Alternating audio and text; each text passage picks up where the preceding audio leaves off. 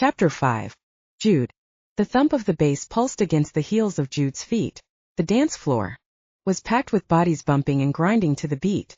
A month had passed, and Jude had kept his promise to Beck. He hadn't combed the city looking for Levi. The waiting for the results of Beck's search was slowly eating at his patience. Every day, Beck came home from work with no new leads. Werewolves took new names and the Pack Council refused to give information to agents without just cause. Both Beck and Diego were tight-lipped about the information uncovered in Levi's military records. Diego had shut down Jude's questions more than once, reminding him this was our own business, reassuring Jude they wouldn't stop searching. Even if Jude decided to take matters into his own hands, he didn't know where to begin other than combing the streets and hoping he came across a werewolf. With the Werewolf Council as reticent as it was, Jude didn't think he would be any more successful than his brother, but doing nothing was driving him crazy. Spending time with his new friend Steven gave him a break from the disappointments the weekdays brought, which was how he'd ended up at the club with his friends. He and Steven danced together off and on all night long. Steven was gorgeous and damn he could move. This was the fourth weekend Jude had invited Steven to join him and his buddies. Over the last couple of weeks the two of them had become fast friends, even getting together on weekdays. Jude introduced Steven to Beck and Diego in passing while avoiding the awkward questions Beck had attempted to ask. Jude grinned as Steven blushed and turned down another blatant offer of a blowjob in the bathroom. It hadn't been the first come-on Steven had received, and it wouldn't be the last. With each refusal, Steven became a challenge that ignited interest in others. "Why don't you go?" Jude yelled into his ear. Steven ducked his head shyly and shrugged his shoulders. "I'm not looking for a one-off," he finally replied. "Then why did you take me home that night?" Jude asked curiously. Steven's blush deepened. "Because you looked like someone who didn't usually go home with people. I hoped we'd want the same thing." Jude laughed. "What does that look like?" "Innocent," Steven replied. "It was in the way you carried yourself, the look in your eye like you were mourning the loss of someone, and yet you had kept the appearance of innocence." Jude stopped dancing. "Really?" Steven nodded solemnly. A tall, ebony-skinned man with the longest dreadlocks Jude had ever seen danced up behind the Steven and whispered in his ear. Steven's lids fluttered closed. Jude stepped away to let his friend dance with the new partner. Weary with exhaustion, Jude wrinkled his nose when he realized their table was occupied by one of his friends making out with anonymous guy number 2 of the evening. Not a voyeur, Jude moved away from the table to the edge of the crowd. The dense club air became suddenly stifling. Slowly he pushed his way through the mass of people toward the front door. Once outside, the cool night air chilled the sweat on his exposed skin. He glanced at his watch, noting with a bit of surprise the evening had turned to early morning. He grinned. He'd been lost in the music and dance. "Jude." He turned as Steven slipped out of the club. "I just came out to catch my breath," Jude explained. Steven gave him a bright smile. "That's a great idea. I'm tired of getting propositioned. I think I'm going to have some bruises." Someone actually slid their hand down my pants and grabbed my dick. Jude chuckled. "I think I've a few bruises myself." "What happened to Mr. Tall, Dark and Handsome?" Steven ducked his head and cleared his throat. "I have his number." He rubbed his pocket. Jude chuckled low and patted Steven on his back. "That's great, man." A hair-raising growl erupted from the nearby alley. Steven stumbled backwards, snatching Jude's arm and attempting to pull him away from the alarming noise. Jude shrugged off Steven's grip, waving for Steven to stay back before Jude took a step toward the alley. Steven hissed in warning. Animal eyeshine reflected from the shadows between the two buildings. The menacing growl ended in a high whine.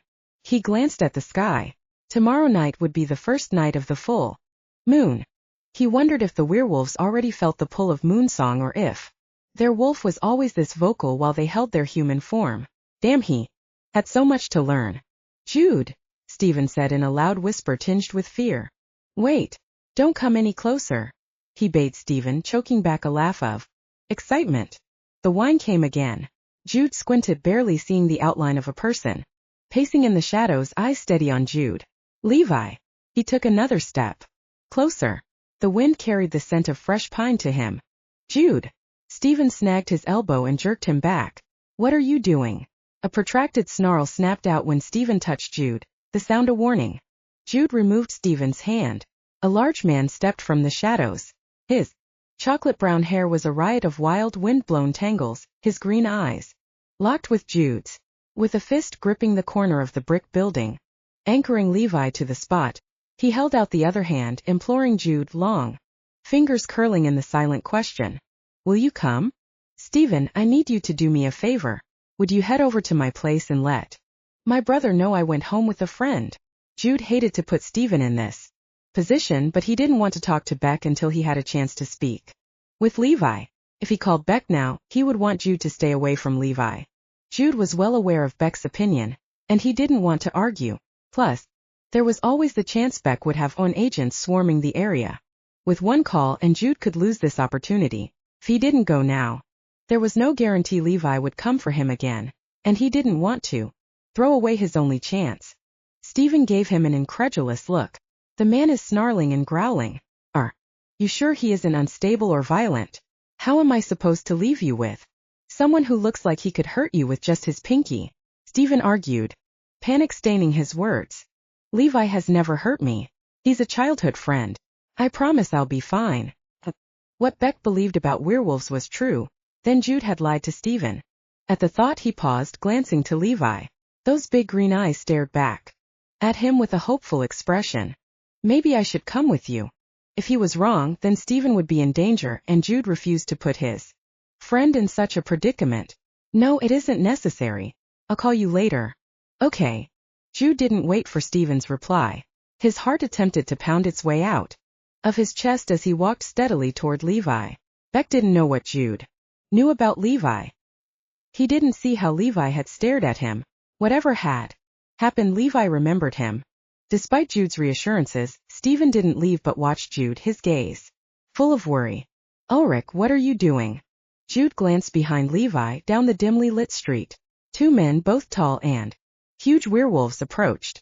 Their resemblance with their crystal blue eyes and dark, almost black hair was clear to see. Sela said to wait for us. The one speaking ran his eyes over Jude, a leer twisting his lips. He was the same werewolf who chased him the last time they crossed paths. Jude's skin crawled, remembering how close he'd come to being caught. Levi snarled, and to Jude's relief stepped between Jude and the newcomers. No, Dallin, she told me to bring Bertel. You were supposed to stay behind because you fucked up and failed to follow her orders last time. Dallin bared his teeth to Levi. That wasn't my fault. Jude wanted to give his own sneer. If Dallin was the type of werewolf Beck came across normally, he could understand Beck's distrust. At the same time, his heart skipped a beat or two, and he really hoped werewolves couldn't smell fear. You lost control and gave chase like he was prey. He is an invitee of our pack with guest rights. Leave now before I tell Sela you disobeyed her orders. Again on top of breaking wolf law. Levi warned. No, when I bring him in, I'll be the one she rewards. Then I'll claim him as my own. Jude narrowed his eyes at Dallin. Like hell he would allow any kind of claiming. He was going to have to apologize to Beck. He was wrong about Levi, but perhaps more right about other werewolves than Jude wanted to admit. He hoped Levi would defuse the situation. Just in case, Jude put his hand in his pocket over his phone. From the shadows between the buildings stepped another werewolf whose white hair was caught in a long braid pulled over his shoulder. The shape of his eyes indicated Asian ancestry, but when he spoke, his words were accent-free. You're in trouble as it is, Dallin. If you try to take a mate against there, well, you'll be exiled. Even to speak of it will garner a harsh consequence. Don't be so arrogant to believe you're above the law. Bertel, Dallin sneered. I guess I shouldn't leave any witnesses then? Jude took a step back, gauging the distance to the doorway of the club and possible safety. The werewolves could fight without him being there. He'd grab Stephen and run. Above you, Stephen shouted. Levi moved fast and pushed Jude out of the way as two werewolves leaped down from the roof. Heart pounding hard in his chest, Jude stood paralyzed and wide-eyed as Dallin rushed toward him. But Levi tackled Dallin to the ground. Jude fervently wished for one of Diego's Louisville sluggers, but he didn't have time to lament before Dallin's partner grabbed him roughly around the neck. Jude wasn't small at just over 6 feet tall, and in the year he'd lived with Beck, Diego had helped him put on 30 pounds of muscle. But these werewolves were at least 6 inches taller and so fucking wide through the chest they were walking brick walls. That was exactly what it felt like when Jude slugged the guy who slowly choked the life out of him. He kept hammering away until his knee caught the behemoth in the gonads. The man howled in pain and threw Jude into the wall. The back of Jude's head slammed into the building. The crack of impact sounded loud to his ears before his vision darkened. Somehow he kept from completely passing out. "Stay away from him, you fucking dog." Jude heard Steven yell. He blinked and rubbed his eyes, but he couldn't see, only hear as the sound of fighting, followed by Steven's pained groan before someone fell on the ground near him. Immediately a hard boot caught Jude in the chest, the stomach, the kidney. He tried to use his arms to protect himself even if he couldn't see what was coming. The foot caught his forearm, and he heard the telltale sound of his arm breaking, felt the skin give as the pain swamped his body. Another kick struck him in the nuts and he cried out, attempting to curl in on himself. The last heavy strike he remembered was to the chin. Primal roar so loud, so ferocious, filled the air before unconsciousness took him under. Beck watched Diego sleep. Moonlight pierced the Venetian blinds, bathing the room in divided light. Diego moaned and turned his head, his brow furrowed as he slumbered. Gently Beck smoothed the dark, silky hair away from his lover's forehead, whispering words of comfort. All day Diego had been agitated. First Beck had thought it was because of the incident with the werewolves. They'd spent weeks searching for information about the wolf who resembled Levi and why the werewolves wanted Jude. Diego adamantly denied that was the reason for his restlessness. Twice Beck had to pull his dazed partner from the street because Diego hadn't been paying attention, almost stepping into oncoming traffic. As the day progressed, Diego had grown more distant, twitchy. At dinner he'd stared at his plate, eyes unfocused and far away. Beck had given up when Diego started mumbling to himself and quit responding to Beck's questions. He'd put Diego to bed and stood watch. He was clueless as to what to do. Did he call the agency and ask for one of their doctors? Should he contact Sonia, Diego's abuela? Was Diego ill, or did the behavior have anything to do with what Sonia had warned Diego about? If that was the case, Beck didn't believe there was an over-the-counter medicine to help Diego. Diego's legs kicked and tangled with the sheet. "Lost," he moaned. Beck sat on the edge of the bed next to him, running a palm down his lover's chest. "I have you." Not letting go. Diego sighed softly, his face relaxing. The cell phone rang. Beck left the bedroom to answer the call. The display proclaimed number unknown. Diego moaned again. Beck rushed back into the room, and Diego settled when Beck grasped his hand. Quietly, he answered the phone before the noise woke Diego. "Hello?" he greeted in a low voice. "Is this Diego's Beck?" asked a woman's terse voice. "Yes," he answered hesitantly. "That stubborn boy should have called me when the symptoms first started. This is his abuela. How is he?" Sonia asked. Beck let out a relieved breath. Diego could be mad at him all he wanted when he woke. Beck needed someone to guide him, and it appeared Diego's abuela was willing to be that person. "He's in bed asleep." Today he wasn't himself, talking to the air, spacey, agitated, distant, and then not responding to me. "See, and you didn't call me. You're just as stubborn as he is." Sonia gave an exasperated sigh. "My grandson is disappointed in me, this I understand. Regardless of what he feels, both of you need me. If I hadn't called, you would still be wondering what to do, and my grandson would be getting more ill," she admonished with a sharp tongue. Beck felt a little chagrined to be dressed down like a 10-year-old. "Lo siento, abuela," Beck apologized. "Much better." Sonia sniffed. "You must be the one who guards him even against himself. He's bullheaded and stubborn to a fault, but he'll forgive you most anything. Don't tell him I said that." Beck smiled into the phone. "Yes, ma'am. Get a pen and paper. You'll write down everything I say, word for word. Don't skip anything.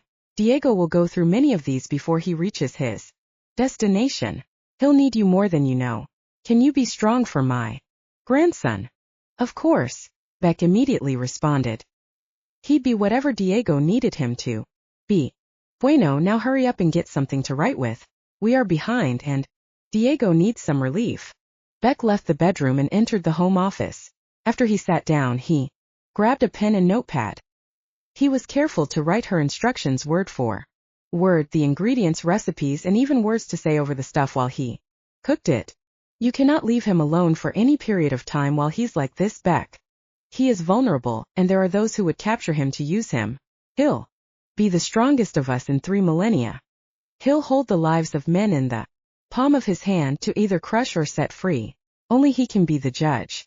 Tell no one he's like this, absolutely no one, Beck. Swear to me. Beck hesitated to make such a vow.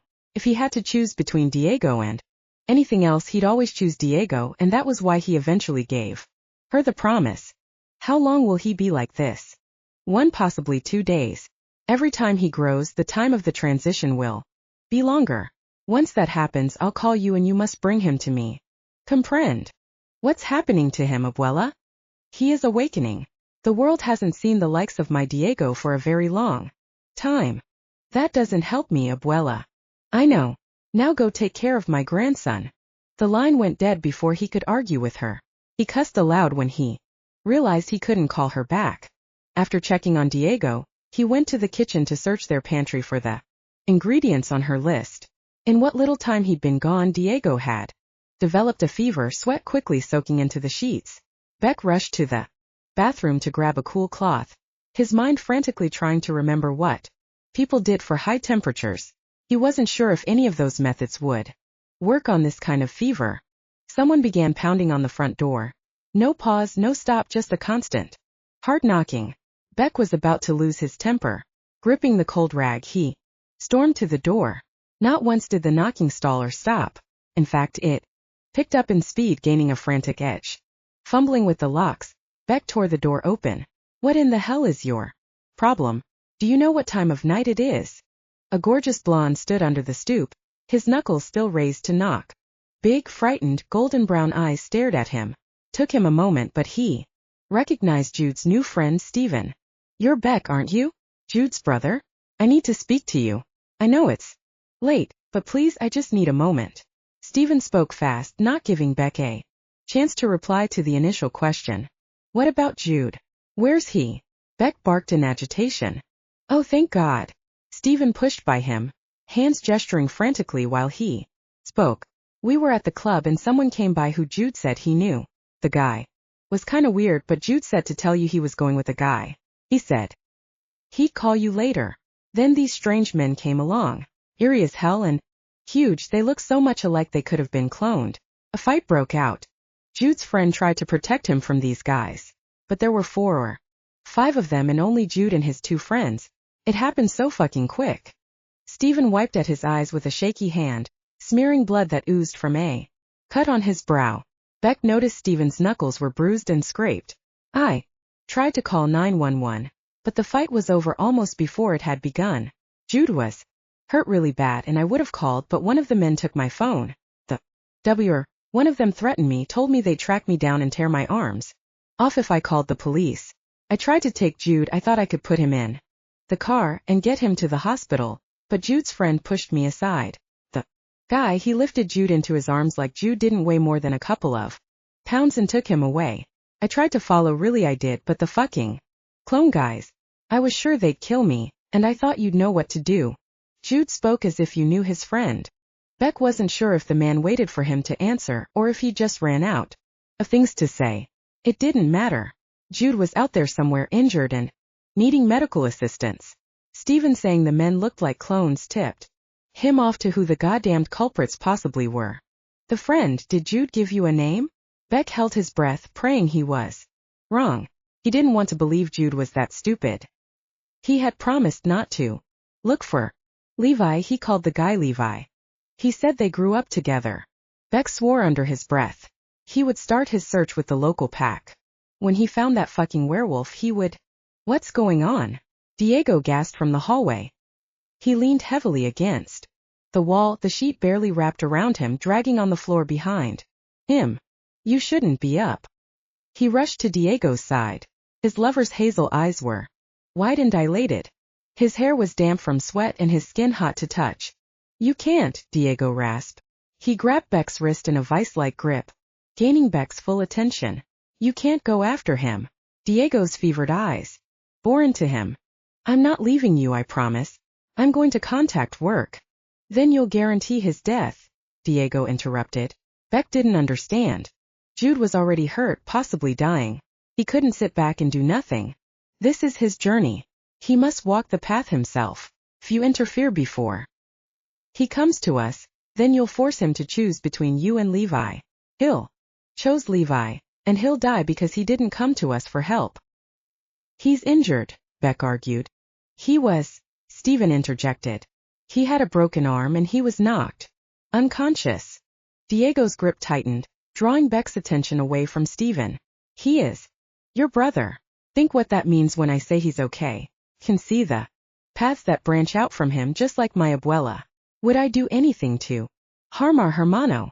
Beck hesitated, uncomfortable with speaking openly in front of a practical stranger, but he knew Diego wouldn't be budged until he was sure Beck heeded his advice. The binding tattoo Iowan had placed on his right wrist would give him a twinge of warning if he was verbally approaching dangerous ground by revealing Iowan or their dealings to an unauthorized civilian.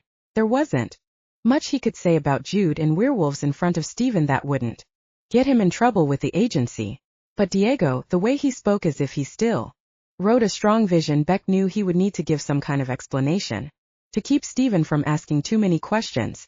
As it was, Diego appeared sick, and Beck could easily use the illness as an excuse for their odd conversation. If he had to. Worried about Jude's welfare, Beck couldn't simply turn off the need to protect his little brother. According to Diego, Jude would die if he acted and called for help. With Diego growing into the foresight like Sonia said, Beck needed to take Diego's counsel because he knew without a doubt Diego wouldn't intentionally harm Jude. But he felt as if he was abandoning his brother, and he hated it. What am I supposed to do? Beck whispered. Do you trust me? With my life, Beck confirmed more strongly. You're going to allow Jude to find his own path and Diego sagged into Beck's arms. I'm going to take care of you, Beck replied, tightening his embrace. He shoved his panic for Jude's welfare away, trusting Diego knew what he spoke of. No matter what happened, he'd always worry about his brother. Jude was only 20 years old and sinking deeper into the paranormal world without Beck at his side to protect him. Staying on the sidelines might drive him crazy, but he'd keep his word to both Diego and Diego's abuela.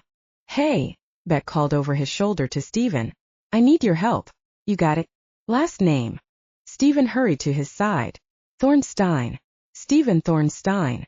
Diego laid his head on Beck's shoulder, growing heavier in Beck's arms as Diego seemed to lose the energy to stand upright.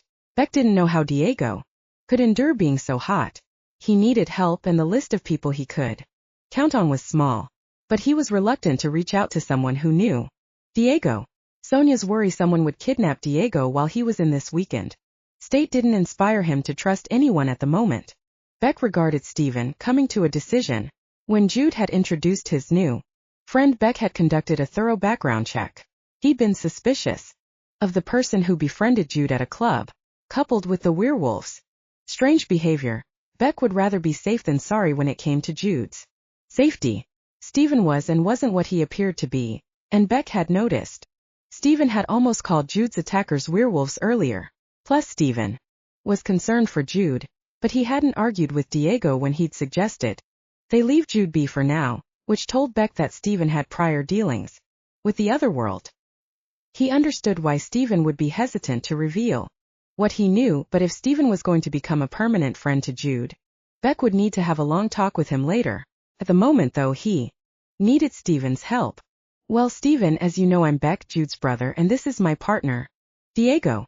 I need to get him into the shower to get his temperature down. If I give you a list, would you call the local grocer for me? Their emergency number is on the refrigerator. Stephen put a shoulder under Diego's free arm, and together they helped Diego to the bathroom. Sure, I can do that. He hesitated, his expression giving away his uncertainty. What about Jude? I don't know that I can leave him. Diego released Beck and turned to cup Stephen's cheek, causing Stephen to halt his questioning. Beck kept Diego from falling while he and Stephen stared at each other for several long strange moments. You've known for some time the secrets you both kept soured your trust. You were afraid to leave and yet you did anyway. The only hold anyone has over you is the one you give them.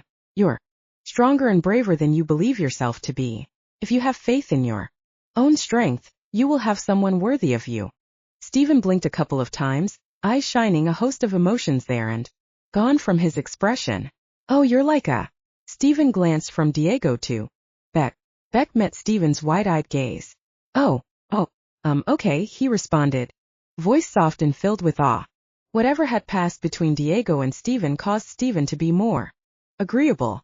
Any normal person would have deemed Diego crazy before running off to call the police. Stephen's behavior only shored up Beck's belief that Stephen moved among the peoples of the other world. If he'd continued to have doubts, the shy glances filled with wonder Stephen gave Diego would have set Beck at ease. Beck gave Stephen the list and some cash in case the delivery came while he helped Diego. Once again Diego stared into space, mumbling softly. After disrobing Diego, Beck maneuvered him into the shower. With Diego secured in his arms, Beck whispered soothing words as they stood under the spray of lukewarm water. His thoughts kept wandering back to Jude. Beck wanted to trust, had to trust. Diego knew what he was talking about when it came to his little brother. Every time he thought of Jude alone and at the mercy of the werewolves, each picture his imagination supplied was more horrific than the last, until Beck trembled with suppressed emotion. God, he was so angry Jude didn't even think twice about going with them, and the cost? What would it be? He prayed that if that fucking werewolf was truly Levi, then somehow he'd instinctively protect Jude even from his own pack. If he didn't, Beck would have no mercy when he tore every last one of them apart. Chapter 6. Jude. Jude gradually woke to the sound of an exasperated feminine voice. Ulrich, you have to allow me closer if I'm to help him. Pitiful puppy-like whines followed the admonishment. The noise of shuffling footsteps drew distant as the unfamiliar voices spoke in tones too low for Jude to eavesdrop upon. His entire body throbbed like one enormous wound. He'd never experienced such bone-deep pain before. There wasn't a spot on him that didn't pulsate with each beat of his heart. He blinked, but the world remained dark. He gently probed with his fingertips around his eyes to discover nothing covered them. Breathing deeply, he pushed down the rising fear churning in his belly. Diego had told him panic would debilitate him, causing more harm than good. He needed to clear his mind and think. The last thing he recalled was the club, talking to Stephen, staring at the moon, and Levi. Jude gasped as if he was drowning. A tight band squeezed his chest. Levi had been fighting 2 werewolves. The voices halted at his exclamation, and footsteps came closer. Levi had come for him, but they'd been attacked. Briefly, he wondered if he could be dying. He shoved the thought aside, refusing to go there. Nothing, absolutely nothing, would keep him from Levi. Not even death. In that moment he knew the statement to be true. He didn't know how or why, and frankly he didn't care. He'd be reunited with Levi. Screw what everybody else thought. Had Levi been hurt? Jude's body ached and his head throbbed. Were they at the hospital? Could Levi even be treated at a human medical center? Jude blinked a couple of times, fruitlessly attempting to clear away the darkened vision. Fingers lightly brushed across his forehead. He flinched at the unexpected touch. The kicked puppy sound came again. Levi. His mouth was dry with expectation. His name is Ulrich, replied the feminine voice. Do you remember what happened? She asked softly. Whose name is Ulrich? Who are you? Where am I? I was with a friend. I need to find him. Before the doctors realized Levi wasn't quite human. My name is Tasha. I am the pack doctor for the humans and others who live with or have made it to the members of the Arctic Pack of Mercury. Jude attempted to sit up, but a large hand on his chest pushed him firmly into the mattress. Even if he hadn't been held down, he would have dropped back down on the bed. All his slumbering aches and pains flared to life, doubling the agony already plaguing him and causing him to suck in his breath. Pack doctor? He'd been taken to the werewolf pack? Jude's temper rose as he recalled Dallin's taunting words to Levi. He'd gut Dallin if Dallin attempted to even touch him. What did the pack want with him? The doctor sounded nice, but could he trust her? Why can't I see? Where's Levi? Jude's voice was firm, not revealing the fear that roiled in his gut. There was a brief pause before Tasha answered. The one you seek is here. Cool fingers grasped Jude's uninjured wrist and placed it over the large hand, holding him to the bed. Levi. As I said before, he's called Ulrich. Taking a new name is required for turned wolves. Beck had told him the person's identity was partially or completely lost. During the transition, a lump formed in Jude's throat, knowing all memories of him and Levi together had been scoured from Levi's mind. Levi hadn't forgotten everything, had he? Pressing his hand into the one covering his heart, Jude recalled the way Levi looked at him. Something of their time together had to have remained. And my sight. You hit your head. Please listen to me. This is very important. Do you remember what happened? Tasha asked. Jude considered ignoring her, but the worry he heard in her voice gave him pause. He still wasn't sure if he trusted her, but as crazy as it seemed to everyone else, he trusted Levi Ulrich. Levi Ulrich came for me, but someone named Dallin, along with some other. There were 4 of them that I saw, all born in the same werewolf pack, going by their coloring and eyes. I think they were trying to kill both of us. I mean, look at me compared to them. Contrary to what Dallin said, they didn't attempt to take me. He beat the crap out of me. I can't. Jude blinked his eyes again, hoping his sight would miraculously return, but his vision remained dark. He pursed his lips, shoring up his determination. He took pleasure in hurting me because I know any one of them could have easily snapped my neck. He wanted her to know he was aware their attackers had been werewolves and understood mostly what had happened and why. The asshole Dallin told Levi he'd take me to some woman and claim me. A low rumbling growl sounded above Jude. Instead of being afraid, the noise comforted him. You know Ulrich? Tasha inquired. His shirt was lifted and he barely kept from squirming as small, smooth fingers pressed along his abdomen and then his sore rib cage. Yes, we grew up together. I haven't seen him in a while. He joined the Marines when he graduated from high school. His letters stopped coming over a year ago. Do you know how long ago he was turned? The fingers paused. I'm not sure. He's been with us for 13 or 14 months. Callous fingers feathered across his forehead again. This time he didn't flinch at the touch, instead turning into the hand, silently asking for more. The fingers became bolder with Jude's acceptance. They brushed through Jude's hair, explored his face, his jaw. Jude wished he could see Levi's face. He couldn't keep himself from asking, do you remember me, Ulrich? Jude held his breath as he waited for the answer. Yes, came the gruff voice. Your face. I dream of your face, happy and laughing, then sad and crying. Always your face when I close my eyes.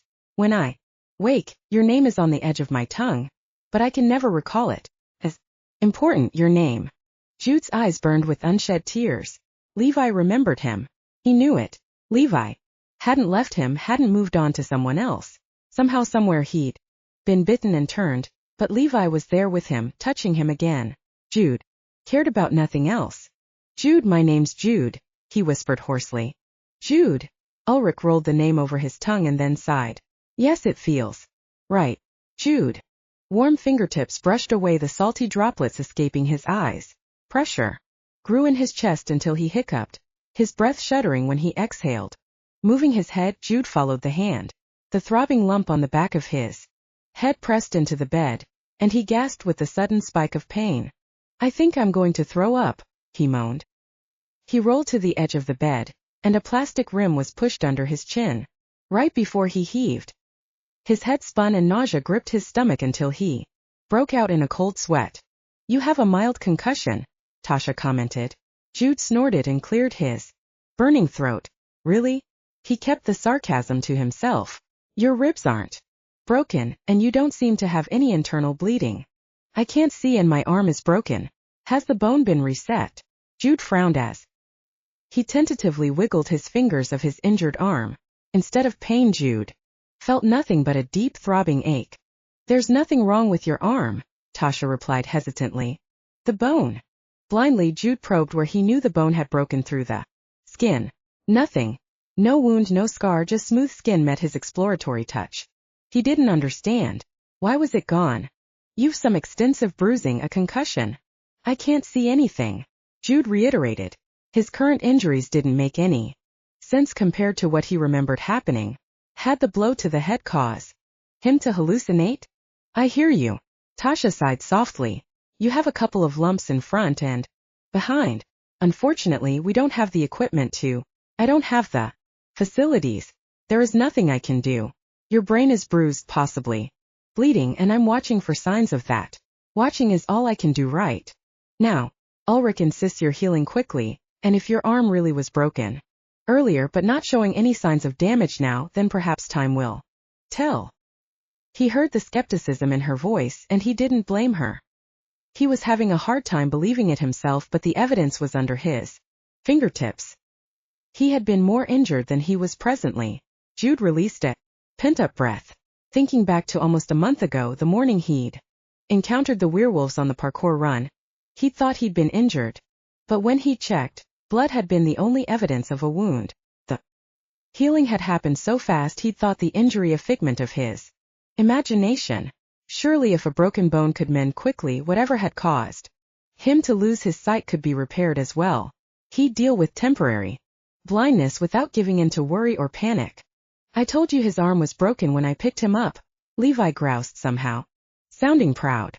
Those warm calloused hands were back, fingers soothingly carting through Jude's hair. He'd lost a lot of blood and had more bruising than what is showing right now. Remember when we first took off his pants? There was a boot print-shaped bruise on his thigh. Look at it now. I'm naked? Jude bit back a yelp, reaching down to cup his bits. He'd hurt so much the fact he had no clothes on had been lost on him. A cloth or perhaps a sheet was draped over him, giving him a modicum of his modesty. Relief washed through him when he realized he still wore his underwear. Thankfully no one commented on his startled reaction. Small cool hands pressed and turned his bare thigh. You're right. If he's healing this fast, he could be completely whole in an hour or two. Amazement rang in Tasha's voice. Even my sight? Jude swallowed down his nervousness. If your body healed the compound fracture Ulrich said you had in a couple of hours, then I'd say yes, it's possible, but we won't know if your loss of sight is temporary until some time has passed, Tasha cautioned. I think we should keep Jude's healing ability to ourselves, Ulrich. There are many who'd challenge you to claim this one as a mate. A low rumble sounded and Jude reached toward the noise. A large warm hand enclosed his. To hell they will. I'm not some meat for them to fight over, Jude ground out. That concerned him just as much as Levi fighting to keep him safe. Somehow he'd make the werewolves understand he wouldn't tolerate anyone who attempted to take Levi from him. Why couldn't his ability be something like super strength or even Beck speed? Either would serve him better than fast healing and seeing auras. No one will force him to mate, Levi replied with just as much vehemence. I know, big guy, Tasha soothed. Yesterday I would have said no one would dare Sela's wrath or the council's judgment. Today's events would have made a liar of me. Under our customs, Jude should have been safe from any violence. Wish I knew what was going on. The pack is agitated, more than usual for this time of month. The Beta Sela sent to investigate the last lead on the whereabouts of the mates are overdue. She'll need you by her side if Dallin continues down this path of disobedience. Someone needs to get me some batons or a couple of bats. Jude interrupted.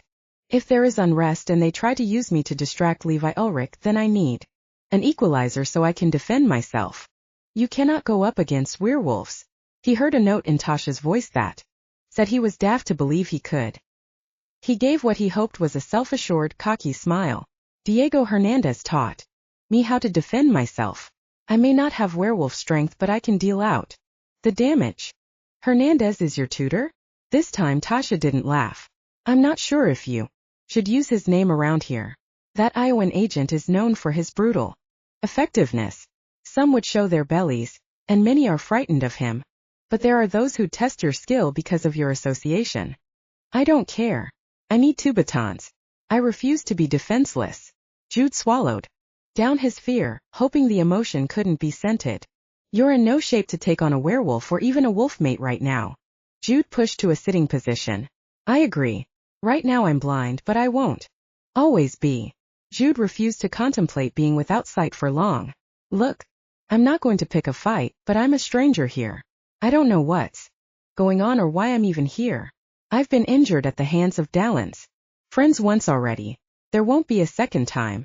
For all I know, this is how a pact normally works. What I do understand is Dallin and his buddy attacked Lulric. I know Dallin went against this Sela chick's orders from the conversation I overheard before the fight. Dallin also said something about mating me. I'm not into forced sex or being anyone's wolfmate without my permission. Jude couldn't quite hide his rage, how his hands shook or his trembling voice. Do you not believe me when I said no one would touch you? Ulrich asked, his voice gruff and clipped, sounding a tad indignant. I believe you protect me, but the odds of fortitude weren't in your favor. Last time, Tasha said this Sela will rely heavily on you with her betas temporarily away. You cannot be in two places at once. Jude's voice softened, trying to drop the accusatory tone. He was simply being realistic. But Ulrich didn't seem appeased when he let out a noise of displeasure, abruptly releasing Jude's hand. He blindly groped for Ulrich, but he had left without a sound. Did I say something wrong? Tasha's voice came from across the room. You question his ability to keep his potential wolfmate safe. His wolfmate? That term has been used a couple of times since I've been awake. Did Levi Ulrich want to claim him? Jude wasn't sure what to think about that. Part of him didn't want to fight it. Beck would lecture him about being more cautious, how Levi had changed. As much as he hated to admit it, he agreed with Beck. He was ecstatic Levi was back. He wanted to be a part of Levi's life. As much as he'd love to start where they left off, Levi had no memories of who they were to each other. He remembered Jude holding the conviction. Jude's name was important, but really what did that mean? Jude hadn't laid eyes on Levi for over a year, and even though they'd corresponded regularly, in that lapse of time Levi wasn't the only one who'd changed. There was no guarantee the two of them fit together as seamlessly as they had before. Until Jude came to know Levi, know Ulrich better, no one would be claiming anyone anytime soon. Jude believed the core of Ulrich was the same as when he was human. His best friend had lost his memories, but the loss was okay. Jude would be Levi's memory, reminding Levi of what they had shared. If Levi never regained any of those recollections, then Jude hoped he'd be okay with that as well. Couldn't they make new ones and replace what had been lost? He felt Tasha's gentle touch on his arm, her voice imploring as she spoke. Look, I've spoken openly in front of you because Sela gave her permission. You seem to know something of werewolves, but I feel I should tell you about wolfmates before you go any further with Ulrich. I know you think you know him, and I've seen how your expression changes when you speak to him, but you need to think carefully before Ulrich becomes too invested in the thought of you as his wolfmate. Guilt niggled at him. Hadn't he just been thinking about their differences? Werewolves used to have a champion, a druid who was murdered. With his touch, he taught them how to gain an inner balance until they found a mate. Nowadays, werewolves calm their inner beast by claiming a wolfmate, otherwise they become volatile. Jude remembered reading about how the longer they were without a mate, the more aggressive the wolf side became. The bed dipped as Tasha sat next to him. Mated pairs provide stability and strength to the pack, allowing those without to become calmer. So you're saying mated pairs do what? Put out pheromones to calm the pack as a whole? Jude asked in amazement. Yes, from what I've been able to observe, the alpha pair guide the pack, but the mated werewolves provide tranquility, Tasha confirmed. Do werewolves take mates forcefully? Jude was concerned he'd be fighting off multiple advances other than Dallin's. No. Tasha sounded scandalized. Dallin said he was taunting Ulrich. Humans choose the werewolves, Tasha rushed to reassure him.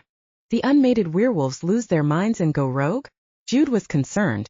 He kept thinking about Beck's story about Alec and what he'd read in the book. Warning that created werewolves went feral quickly. He didn't want the same fate for Levi. No, not all. Within a good pack, an unmated werewolf can live about 40 to 45 years before dying of natural causes. If there isn't cohesiveness within the pack, then the most aggressive of the unmated will turn rogue. 40 years? That was a short life expectancy. Jude's thirst for knowledge soured, and all his mental notes he was taking for Beck stopped. If he eventually became the wolfmate to Ulrich, would their pairing simply be something like a human's union? Cohabitating and building a home and family together? Or was the connection more? Werewolves are very dedicated to their mates, and sometimes that kind of devotion cannot be met by people raised in today's standards. Plus there is the poor standard of living, subpar healthcare, the secrecy. This is a hard life and requires someone special who'd willingly leave all they know behind, while fully embracing the werewolf people. Tasha offered him a drink, which Jude gratefully accepted. He hid his frown in the rim of the cup. There was no mistake, the last bit was a warning to him. Buck up or get out if you didn't have the spine to stick through the hard times. Why are you telling me this, trusting me with information about the packs? I'm a virtual stranger. Even if Sela had told Tasha she could share information, Jude wondered why she divulged so much. Tasha pushed him to lie back down on the bed. For one, you're going to need it and plenty of rest. Tonight you will meet the pack. You'll need all of the knowledge and all the strength you can muster. Why, what happens tonight? It's the first night of the full moon. Chapter 7. Jude woke from a restless sleep to the sight of steel rafters high overhead, wondering where in the hell he was as he rubbed the sleep from his eyes. Only took a second to remember what had happened, and a couple more to realize. He could see. Relief flooded through him, and he covered his face with both of his hands as he released a shuddering breath. Thank God the blindness wasn't permanent. When he sat up, his head pounded like a bass drum, but the ache was nothing he couldn't handle. The white sheet pooled around his waist, reminding him he'd been stripped to his skivvies. Why had he thought it would be okay to wear his RDS jockeys? Oh wait, because he hadn't planned for anyone to see them. Pulling the sheet higher, Jude scanned the area for clothes, any clothes. He wasn't going to be particular at the moment. The room held 4 neatly made up cots. In the far corner sat an old 1970s desk and a desktop computer that had seen better days. Across the way, 2 curtained areas held examination tables that you'd find in doctors' offices. Both were empty of any occupants. Momentarily, he was alone in what he'd begun to think of as the pack's medical center. Running his hands over his chest, Jude was amazed at the lack of injuries or scarring. No bruises, no puckered red skin, or any other indication a werewolf had beaten the tar out of him only hours before. As amazing as the discovery was, Jude fought down trepidation. If anyone found out, then they'd attempt to recruit him, and he didn't know if he wanted to be a part of the organization. Knowing Beck, he joined because he'd felt the need to make things better. Even though they hadn't talked about it much, Jude had the impression that, unlike Beck, Diego was using the organization for his own means, although Jude didn't have any idea what those were. He'd never felt comfortable asking. Perhaps Lou Ulrich's situation was similar to what happened to Beck's college boyfriend. Jude didn't feel the need to protect humans from werewolves or other species that could take advantage of them. Quite the opposite. When he'd borrowed Beck's manual on the other races, he'd been astounded at the lack of knowledge given to the field agents. Some races had several detailed chapters, but the werewolves, one of the most feared and deadly of the races, held very little information. Yes, Jude was only 20 years old, but surely he wasn't the only one to find the lack of detail suspicious. It didn't make sense. It wasn't as if the werewolves suddenly popped up overnight. They were an ancient breed. There should have been history books on them. Jude was compelled to rectify the disparity, not as an agent of Ion but a spokesperson for the werewolves. If anything, his conversation with Tasha only proved the werewolves desperately needed one. A woman with a pixie haircut and purple-rimmed glasses entered the room and grinned brightly when she noticed Jude sitting on the edge of the bed. How do you feel? Well enough for clothes. Are you Tasha? You got it. She grinned at him before rummaging through a cabinet drawer. After slipping on a pair of sterile gloves, she quickly examined Jude, taking his pulse, blood pressure, and temperature. The experience was no different than sitting at his doctor's office for a checkup. Everything looks excellent. Your ability to heal is amazing. The gloves came off with a snap. I'll introduce myself again. I'm Tasha Nemier Pack. Doctor, you're doing remarkably well considering the condition you were in when they brought you here. How long have I been here?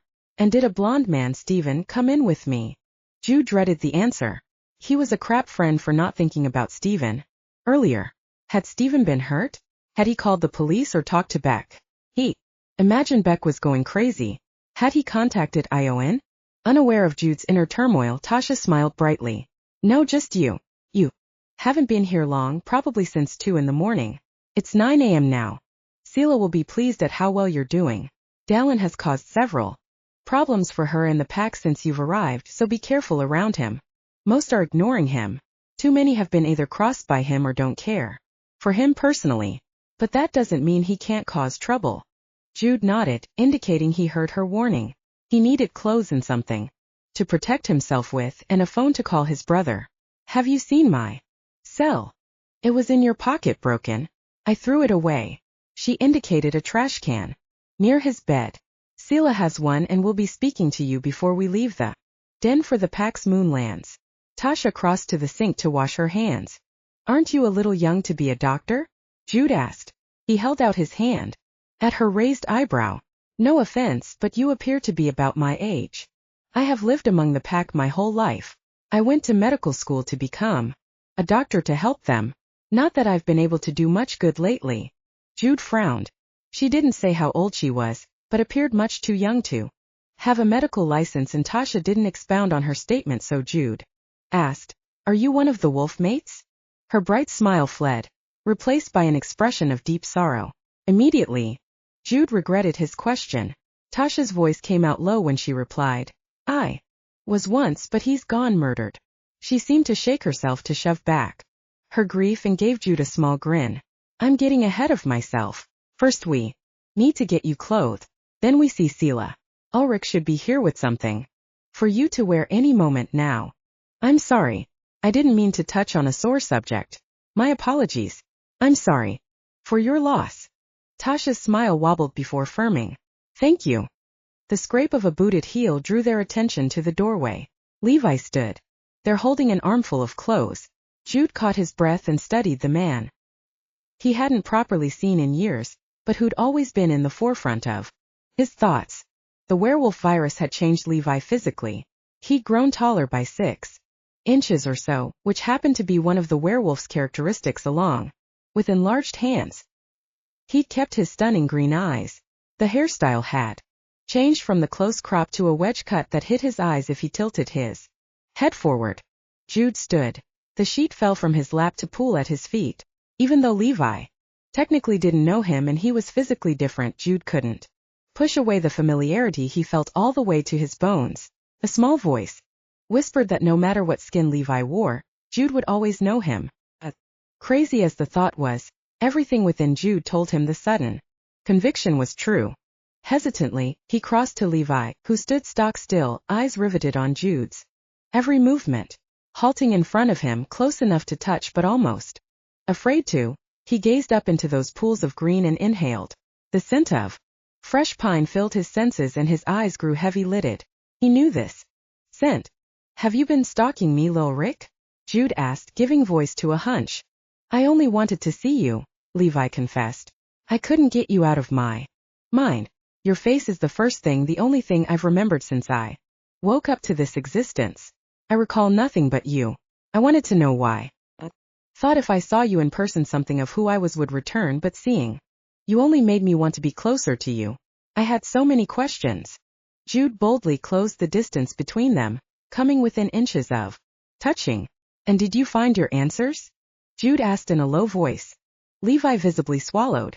His gaze dropped to Jude's lips. No. Jude accepted the clothes from Levi and promptly dropped them on a nearby cot. Do you know why I see you in my dreams? Levi asked in a low voice, almost as if he feared the answer. Yes, Jude replied as he took Ulrich's hand and led him to one of the curtained examination spaces, enclosing them within. Levi began to pant softly. Why? Why do I see you every time I close my eyes? Because, Jude whispered, trailing his fingertips up Levi's massive arms, across wide shoulders over his collarbone. His palms brushed stubbled cheeks before his fingers laced into soft brown hair. Jude's mouth turned dry. All of his mature thoughts of getting to know Levi, again of waiting to see if they were still right for each other, of giving them time, all the many reasons why they should wait slipped away. Looking at Levi, Jude couldn't shake the sense that he'd known this man for many lifetimes. Suddenly, everything he thought he knew seemed to tilt on its axis, realigning into what Jude wasn't quite sure. The knowledge was like an object glimpsed from the corner of the eye, but disappeared when he turned to look. The thought was completely ridiculous without merit, but the more he pondered the surety he felt, the more convinced he became. Jude didn't believe in destiny. Humans had free will, the ability to choose which path they wanted to walk. If destiny existed, then free will would be useless, a wasted gift. Perhaps the world held souls that, when they came together, they aligned not perfectly because there was no such thing as perfection among the living, but the rightness of the other's presence could be felt in one's bones, like Jude felt now. Strangers who met on the street, connected, feeling a deep kinship within mere minutes. People who were so in tune that even though they barely knew each other, they could complete one another's sentences, like knowing, like soul to soul. Maybe he was acting younger than his 20 years, or perhaps, if he believed such, he acted with the inborn knowledge of someone who was old of heart. Either way, the rightness of the words sitting on the tip of his tongue couldn't be denied. Jude licked his dry lips. You see my face when you close your eyes because you belong to me. Do you feel it? You're mine, all of you, and I won't allow you to leave me again. Do you hear me? I don't give two goddams what happened before. From this moment forward, where you go, I go. Don't think I won't track you to hell and back if you disappear on me again. Levi's body trembled under his hands. Jude tightened his fingers in Levi's hair, gently tugging, bringing Levi's handsome face closer. Did you hear what I said? He inhaled, so close he was almost kissing Levi. I belong to you, Levi panted, his eyes searching Jude's. Exactly, he replied against Levi's lips. A soft whine escaped Levi, and Jude took full advantage. He invaded the mouth, pressed against his. The kiss wasn't the sweet and sloppy one of the teenager he'd once been. No, he hadn't been that boy for a long time. He was a man who'd waited far too long for the love of his life to come back to him. A ragged sob escaped Jude at the enormity of what he was doing, of who he pressed against him. All this time he'd carried a weight, believed he'd lost everything when Levi had left him. Buried sorrow was brought to the surface, and it mixed with the joy of their reunion, causing another muffled cry to be squeezed from his chest. Levi lifted Jude onto the bed, wedging his hips between Jude's bare legs. With great care, he cupped Jude's face between his oversized palms. Jude. Levi's voice was filled of marvel. My Jude, no one will keep me from you, I swear. I will always come for you. Levi kissed away the tears as he held on to Levi with all of his strength. Never again would he believe Levi didn't want him. No more second-guessing himself of allowing others to steal his confidence. He listened to the lilting cadence of Levi's voice, the sound soothing Jude's frayed emotions. Levi kissed the corner of Jude's mouth. He turned into Levi's lips, opening to the caress of Levi's tongue, wrapping his legs around Levi's jeans-clad waist, the seams biting into his skin as he pulled Levi closer. Levi moaned into his mouth, sending chills up Jude's spine. When Levi's large hands gripped his hips, the touch seared Jude's skin, burning him up with the need to be closer. Sliding his palms under Levi's t-shirt, Jude trailed his fingertips up Levi's spine. Levi broke the kiss, panting hard and fast, his pupils swallowing the iris and turning his lustful gaze dark before he licked a line down the column of Jude's neck, sucking on Jude's Adam's apple. I want you, Levi groaned into Jude's throat. A small voice that sounded suspiciously like his brother's cautioned Jude to stop now before they went too far. He should put a stop to their love play. Be the responsible adult. Damn it. He didn't want to. It seemed as if he'd waited hundreds of years to feel Levi's touch on his skin, to pull Levi's scent into his lungs. Oh God above, just Levi's taste alone drove him to want more until instinct and need overwhelmed Jude and took over. Wait. We should wait. You don't know me, only remember my face. We should wait, Jude panted. Why was he giving up a sure thing? Oh yes, he was being an adult. Acting mature sucked. He stilled Levi's fumbling fingers tugging at the elastic of his underwear. Jude let his head drop back, exposing his throat to Levi, and Levi trailed warm, wet kisses across Jude's collarbone. He lightly raked his teeth against the ridge there, sending chill bumps down Jude's arms. Jude had second thoughts when Levi whined, tugging at Jude's hands, but he held firm even as his body ached to allow Levi to do whatever he wanted. He brought Levi's hands to his face, pressing his forehead against Levi's, struggling with his desire. He wanted to do the right thing, to be an honorable man, but he felt as if he'd combust with need. When he finally let go of Levi's hand, Levi didn't delve into Jude's underwear as he'd suspected, but grasped Jude's hips. Why do I have to get to know you when I feel as if you've always been with me? Levi's question was punctuated by a disgruntled growl. Because we're going for mature, not slut behavior. His flippant statement sounded more like a question as his resolve wavered. No one would consider you a slut. I'm the only one, aren't I? Did Levi remember something from their time together, or was he just guessing? Levi snarled when Jude didn't agree right away. Really, how could he lie to Levi? The sudden guilt stemming from the previous fumbling attempts to forge a new path, even though his heart was broken over the loss of Levi, created an acid roil in his stomach. Who? Levi's voice suddenly turned low, dangerous. Jude gripped the back of Levi's neck with both hands, holding him in place to make him listen. He was strong enough that no matter how Jude tried to hold him, he could have broken away at any time. That he didn't told Jude he wouldn't walk away unless Jude wanted him to. Don't get all snarly on me. The person I knew as Levi broke up with me. Through his parents. He left me, and of course I tried to move on. I was told he didn't want me. Levi's green eyes were flinty. I left you. Jude watched him struggle with his anger when he didn't remember the person he was before was slightly cute. You said tried, that means you didn't. No one stole your heart.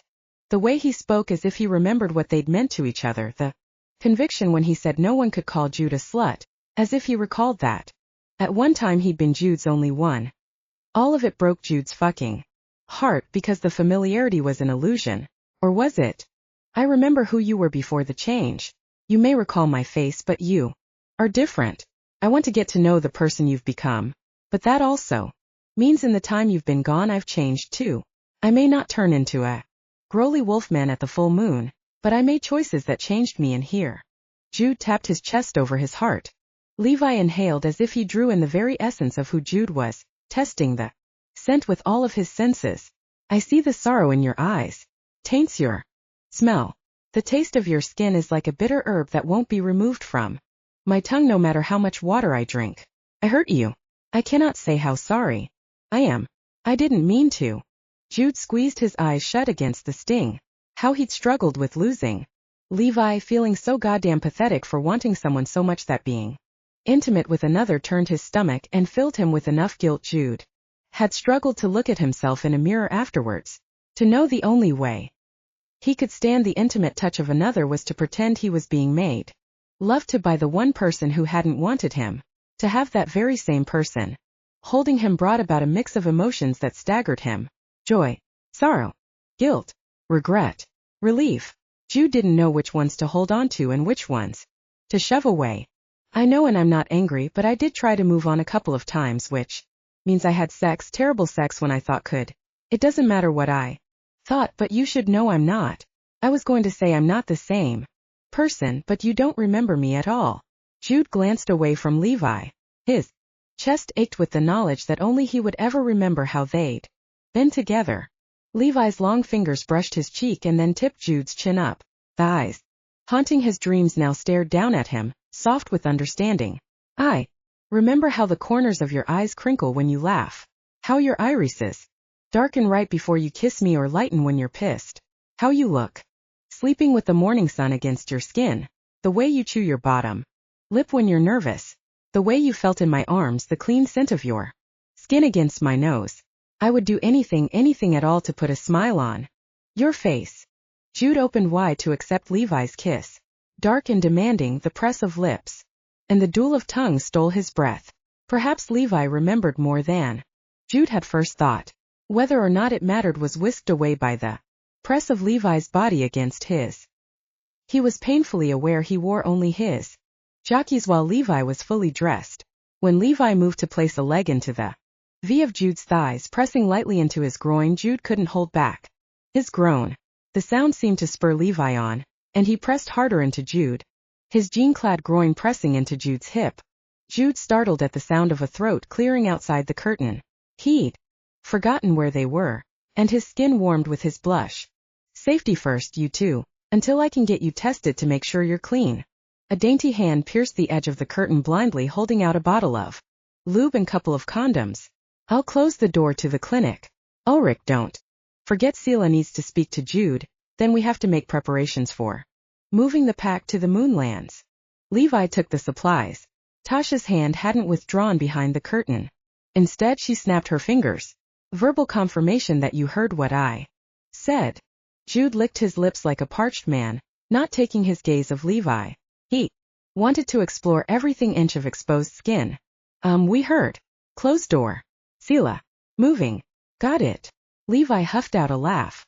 Levi, I guess I will have to get used to calling you Ulrich, Jude whispered. No. When you call me Levi, I feel the rightness of it here. He put his free hand over his heart. A steel band tightened around Jude's chest as Levi cupped his cheek thumb, rubbing over Jude's lips. He opened and sucked the digit inside his mouth, rolling his tongue around the tip. Jude hooked a foot around Levi's thigh and pulled him forward. Levi tucked the lube and condoms in his pocket. We will wait until you know me well enough to trust one won't leave you again. Until then I'll mark you with my scent without intercourse. Will you let me do that? Jude nodded, a noise of need trapped in his throat before Levi swooped down and took Jude's lips in a fierce kiss. He swallowed Levi's groan, reveling in how Levi touched him, lightly at first as if he thought Jude was made of glass. Before becoming bolder, Jude kneaded bare skin and pulled Levi's shirt off, running his hands over Levi's hard flesh covered in hair that wasn't as thick as he'd anticipated. Levi held still as Jude stroked down to Levi's navel. He reached for another kiss, urging Levi to come with him as he lay back. The paper covering the examination table crinkled loudly, making Jude giggle. Jude stared up at Levi when he halted, hovering, his hair falling forward to cast shadows over Levi's face. But Jude saw him anyway. Levi he couldn't hide from him. Beckoning to Levi with another laugh, Jude was startled at the ferocity of Levi's next kiss that spoke of a deep need and hunger. Jude moaned into Levi's mouth. Hard hands gripped his thighs, pulling them to hook around Levi's hips. Jude took the hint and locked his ankles as Levi settled onto him. He felt completely covered and safe, as if Levi shielded Jude with more than his body. Once again the sense of rightness welled up. Levi was no longer the same person, and yet he was. The ancient voice that had been whispering to him for the past year murmured he'd known Levi almost from the beginning. The beginning of what? Levi nipped at Jude's neck, pulling him back to the present. Jude promised himself the next time he saw Beck, he'd come clean about how some people glowed and how upon learning of the other world of paranormal beings had woken something in him that gave him piecemeal knowledge about the strangest things. For now he rubbed against Levi, the hair on Levi's chest scraping delightfully against him as he arched up and pressed his erection into Levi's stomach. He thought he might like this marking thing. If you keep that up I'll come, Jude panted. I have the one pair of underwear until I get back home, and I hate going commando. Levi chuffed out a laugh and quit rubbing. Jude wasn't sure if he was glad or disappointed. His dick was definitely complaining. He pushed on Levi's shoulder to get him to sit up, and Jude readjusted himself in his underwear.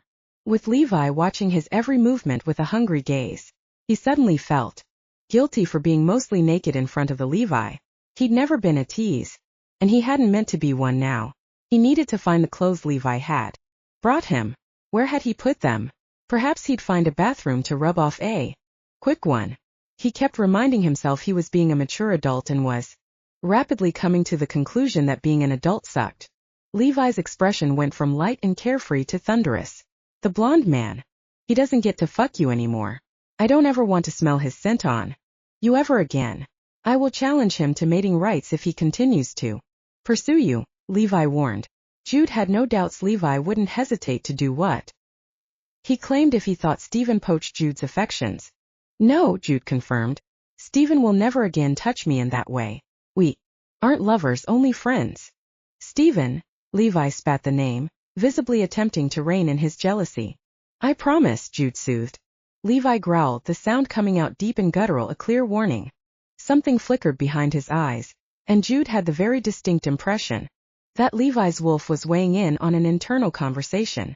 Jude hid his smile at the show of jealousy. Yes, Stephen is my friend, and yes, you'll see him around. We didn't have sex. And he doesn't want to be my boyfriend. He's nice and Jude sat all the way up, his gaze narrowing on Levi as he remembered what he heard when they'd been attacked. Was Stephen hurt? Where is he? Levi pressed his lips together as if talking about Stephen was like eating something sour. Turning his face from Jude, he said, "He was bruised but not hurt like you. When he tried to take you with him, we sent him away. I haven't had sex with Stephen." Jude caught Levi's glance from the corner of his eye. "You smelled like him. Because we danced together. We didn't want to be picked up, and that's the easiest way to dissuade others from bothering us." Levi huffed out a long sigh but didn't reply. Werewolves were known for possessiveness and violence. Levi didn't need to feel threatened by Stephen, and Jude would ensure Levi didn't feel he had to confront Stephen either. Grasping Levi by a belt loop, Jude tugged him closer. "Do you doubt my word? Would never lie to you. It's you who I want. Who I've always wanted." He held Levi's stare until Levi gave a slight nod. His whole body relaxed and an expression of complete calm and contentment descended upon Levi's features. Gathering Levi in his arms, Jude surrendered to a breath-stealing kiss. Swallowing past the lump in his throat, Jude buried his face against Levi's chest as he concentrated on breathing around the tightness. He didn't want to let go, but the enormity of what he'd planned to do began to sink in. He prayed that giving in to what he wanted wouldn't harm them in the long run. Pushing down his worry, Jude looked to the problems facing them in the immediate future. "Is Celia your leader?" Jude asked, attempting to calm his nerves. He needed a distraction before he completely lost his cool. He briefly contemplated tying up Levi and taking him away to somewhere safe. The fear of losing him again was stronger than he thought was reasonable, which was why he fought to keep from giving in to the compulsion. He wanted to be a part of Levi's world, and he needed a crash course on how to live among the werewolves. "Alpha. Celia is half of our alpha leadership. You'll meet her soon. She sent us to you because we need your help. If Dallin hadn't screwed up weeks ago, when we joined you on your run, you would have met her then." Jude relished the sensation of Levi stroking his back. Why the werewolves needed his help was beyond him. He wasn't employed by Owen, and other than the awesome healing, he wasn't special.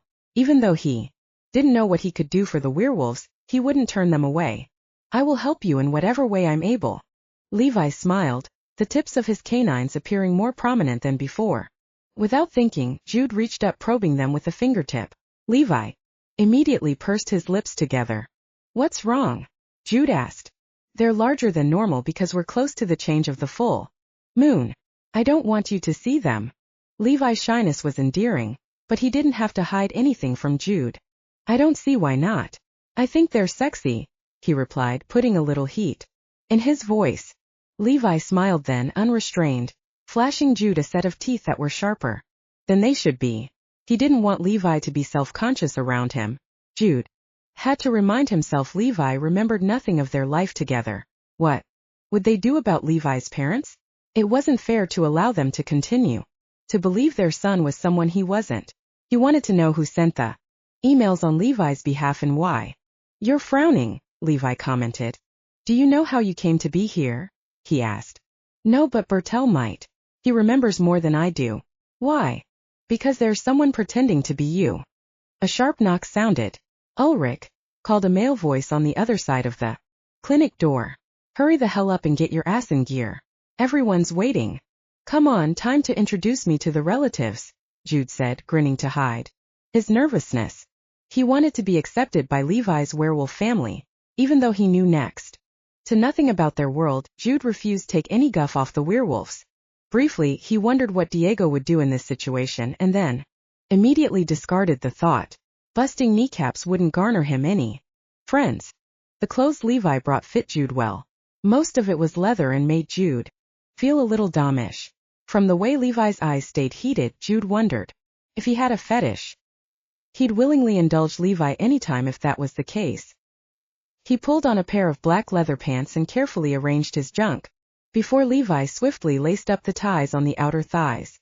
The shirt was a charcoal long-sleeved V-neck that clung to his biceps and pecs.